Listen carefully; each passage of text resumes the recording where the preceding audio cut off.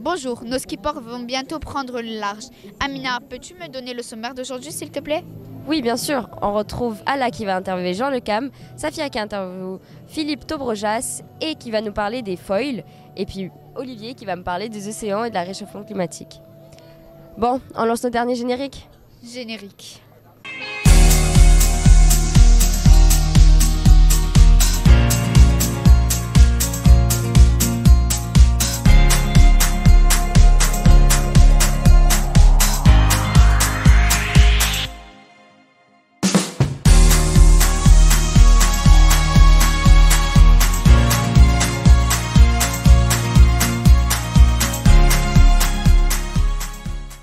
Amina, sais-tu jusqu'à quel âge on peut faire le Vendée Globe? Bah, c'est tellement dur que 40-45 ans, pas plus. Eh bien non, ce monsieur, il a 65 ans et il ne veut toujours pas prendre sa retraite. J'aimerais tellement l'interviewer. Trop tard, c'est Ala qui l'a interviewé ce matin.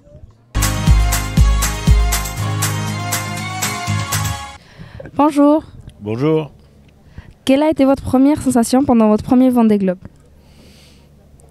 La première sensation, c'est de prendre la ligne de départ, et puis parce qu'être au départ, c'est une chose, et puis après tu pars, tu prends la ligne de départ, et puis là c'est parti. On entend beaucoup parler du Cap Horn. Qu'a-t-il de si particulier? Le Cap Horn, c'est l'endroit où en fait on est... c'est là où on tourne à gauche pour revenir au Sable d'Olonne. Quel a été le plus grand souci technique que vous avez rencontré lors d'un Vendée Globe et comment avez-vous fait pour le réparer? C'était le souci technique, j'en ai eu deux gros. Un qui, en 2008, où j'ai chaviré, donc j'ai perdu une partie de la quille. Donc là, j'ai pas pu réparer, on était obligé d'abandonner le bateau. Et la deuxième fois, c'était il y a 4 ans. Quand l'avant du bateau était endommagé, il a fallu que je découpe des morceaux du bateau pour réparer. Comment gérez-vous le fait d'être seul pendant 3 mois loin de sa famille? Ça c'est en fait quand on est en course, on est toujours occupé tous les jours, donc on n'est pas vraiment, la solitude n'est pas le sujet.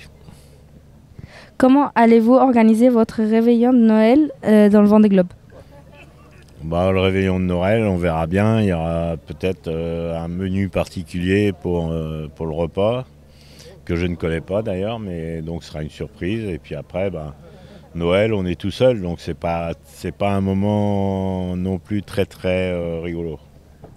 Aimeriez-vous voir une de vos filles un jour sur le Vendée Globe? Ça, on verra bien. S'il y en a une, ce serait pour être Thaïs, mais je ne sais pas si... Voilà, après, ça dépend de elle. Pensez-vous un jour prendre votre retraite? Je ne sais pas encore. Nous avons été marqués par votre sauvetage de Kevin Escoffier. Comment avez-vous fait pour le retrouver en pleine nuit? Je l'ai retrouvé en pleine nuit parce qu'il y avait une petite lumière sur son radeau de sauvetage. Et donc c'est parce qu'il faisait nuit que j'ai pu le retrouver. Merci beaucoup. Amina, ça doit coûter cher le Vendée Globe. Oui, ça coûte cher. Et encore heureux, il y a les sponsors et les partenaires. Comme Philippe pour Benjamin Ferré. Ah là là, on va parler d'argent. On va parler gros sous. Bonjour. Bonjour. Vous allez bien? Très bien. Comment évaluez-vous l'impact d'un sponsoring sur le Vendée Globe et la réputation de votre marque? Écoutez, on le voit au nombre de personnes que ça attire, beaucoup de monde.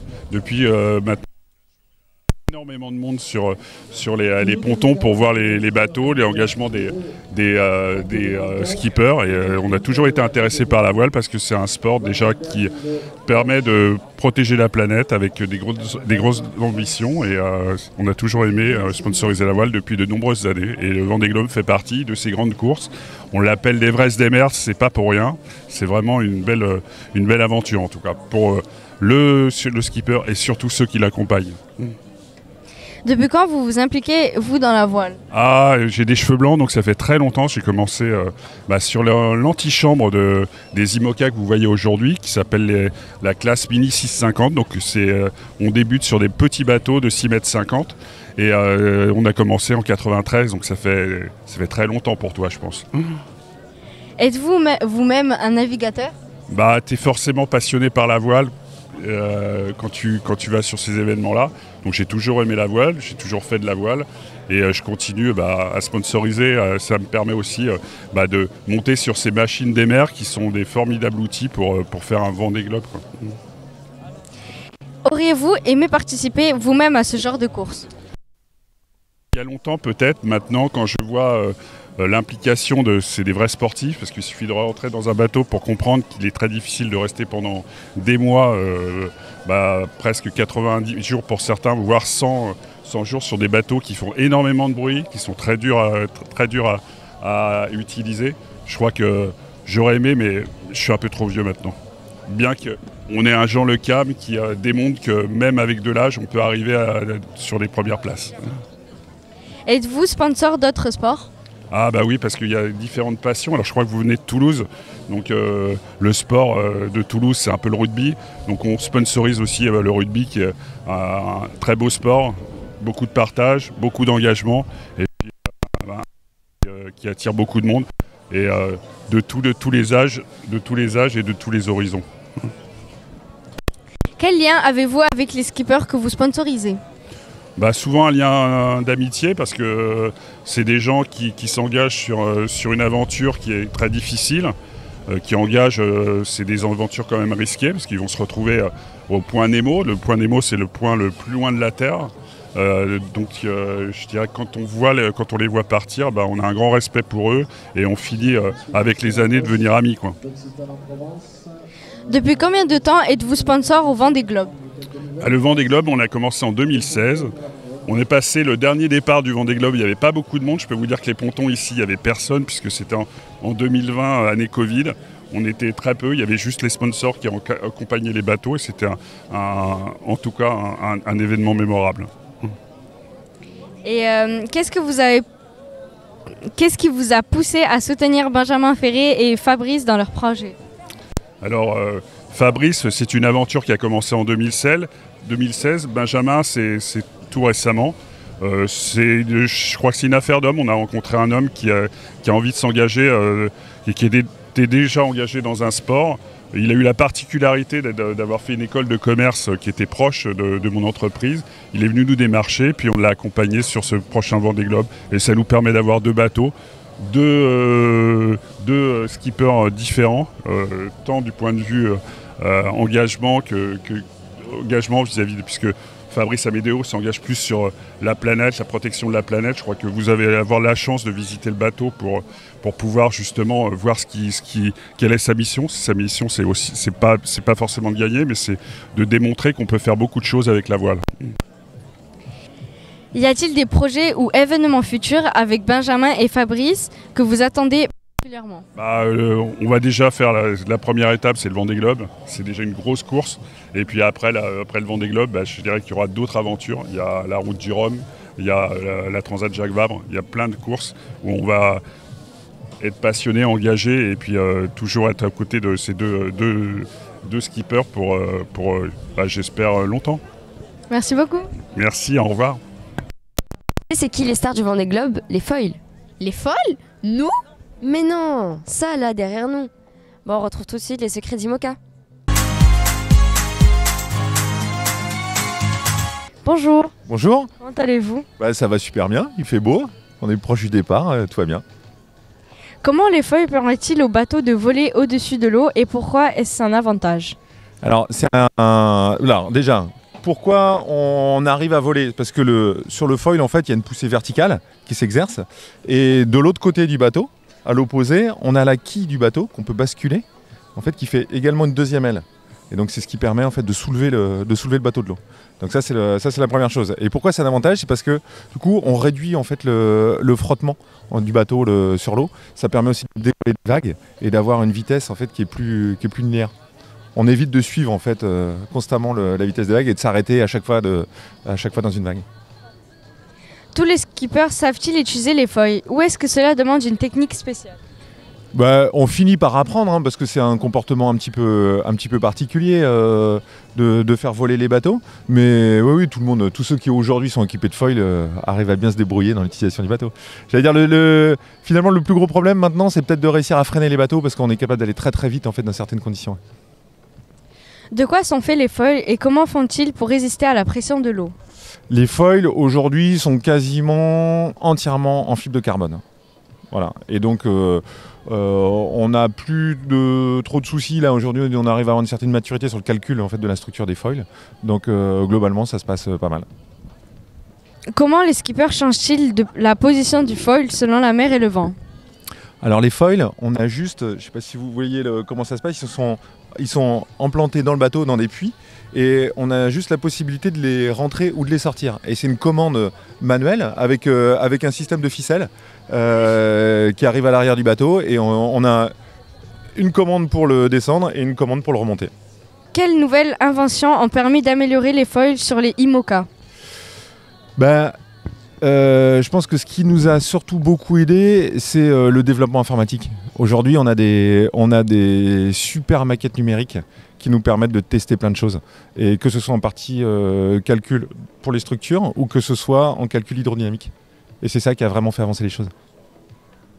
Est-ce que les foils sont utilisés dans toutes les conditions de course? Ou y a-t-il des moments où ils ne servent à rien?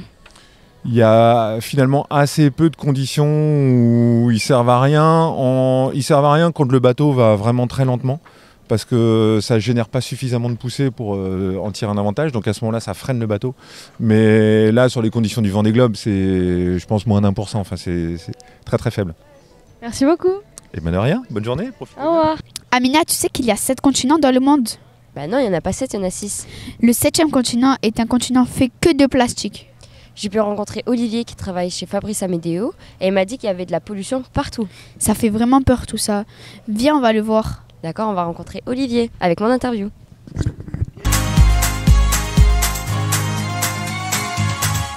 En quoi consiste exactement le programme de préservation de l'environnement auquel participe le bateau de Fabrice Amédéo? Alors, le programme océanographique de Fabrice Amédéo consiste à sensibiliser les jeunes générations à la protection de l'environnement et la protection de la planète.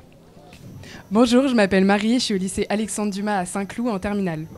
Bonjour, je m'appelle Margot, je suis au collège-lycée Janson de Sailly à Paris, dans le 16e arrondissement. Bonjour, je m'appelle Pauline, je suis en terminale au lycée de Puy-de-Dôme à Lorient. Quel type de données Fabrice collecte-t-il en mer et pourquoi sont-elles importantes pour la recherche sur les océans? Donc Fabrice il fait le tour du monde avec 3 capteurs, un capteur microplastique, un capteur CO2, salinité et température des océans et un capteur d'ADN pour la biodiversité dans les océans. Il a plein de partenaires scientifiques comme l'UNESCO, l'IFREMER ou encore l'Université de Bordeaux et en fait il aide les scientifiques en faisant le tour du monde et en leur rapportant les données. Donc avec ces données-là, ils ont compris que 80% des déchets qui se trouvaient dans l'océan, c'était l'activité humaine, donc le forage de pétrole, les cargos, etc. 85% c'était du plastique. C'est comme si chaque minute, on déversait 17 tonnes de déchets dans les océans. Donc c'est un camion poubelle. On estime à 24 400 milliards de microparticules de plastique qui flottent sur nos océans. Et en fait, les microparticules de plastique, c'est du plastique qui fait 0,5 mm. Donc c'est pas visible à l'œil nu et on peut pas le ramasser malheureusement. Comment les données recueillies peuvent-elles nous aider à mieux comprendre les effets du changement climatique sur l'environnement marin? On a les données qui sont récoltées par les scientifiques. Ensuite, on les met à disposition de la communauté scientifique internationale. Donc on appelle ça de l'open data, ça veut dire que ce sont des données gratuites. On est là pour cartographier les océans, ça veut dire que tous les échantillons prélevés par Fabrice sur le capteur microplastique, il y a le point GPS sur chaque échantillon et ça nous permet de cartographier la pollution des océans. Et ce qui est également assez intéressant, c'est ce que les scientifiques nous ont dit hier, c'est qu'on a déjà fait ce programme en 2020 pour le Vendée Globe 2020, donc pour l'instant en 2020, on a fait simplement le tour de l'Atlantique. Et ce qui est assez intéressant pour eux, c'est de savoir la différence entre 2020 et 2024. Ça veut dire que ça va nous permettre finalement de comprendre et de savoir si la pollution s'amplifie ou non. Mais a priori, on pense que oui. Donc l'activité humaine, elle a des conséquences dans l'océan, mais aussi sur les glaces, parce qu'on n'y pense pas, mais la glace réfléchit beaucoup les rayons du soleil. Et ça permet d'abaisser la température de la Terre. Donc, si les glaces fondent, on aurait été à 70 degrés sur Terre. Maintenant, dans les océans, ça a une grosse répercussion parce que la température des océans augmente. Et donc, ça rend certaines algues toxiques. Et donc, ça a des conséquences pour notamment les poissons qui s'en nourrissent.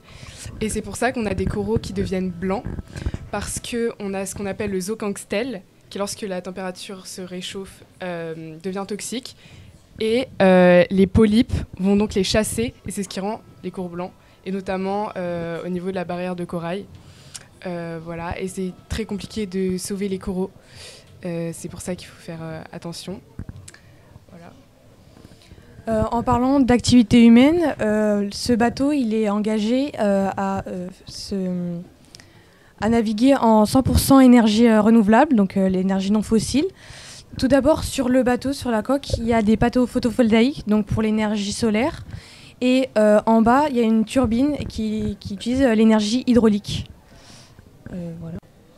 Quels résultats concrets espérez-vous obtenir de ce programme pour aider à la préservation des océans ? Alors, les résultats concrets, c'est ce que j'ai dit tout à l'heure. C'est un programme scientifique sur 4 ans, donc avec nos partenaires scientifiques de l'Université de Bordeaux, l'IRD et l'IFREMER. On a fait une annonce chez Honnête à Marseille en 2022 sur les tamis 300 microns.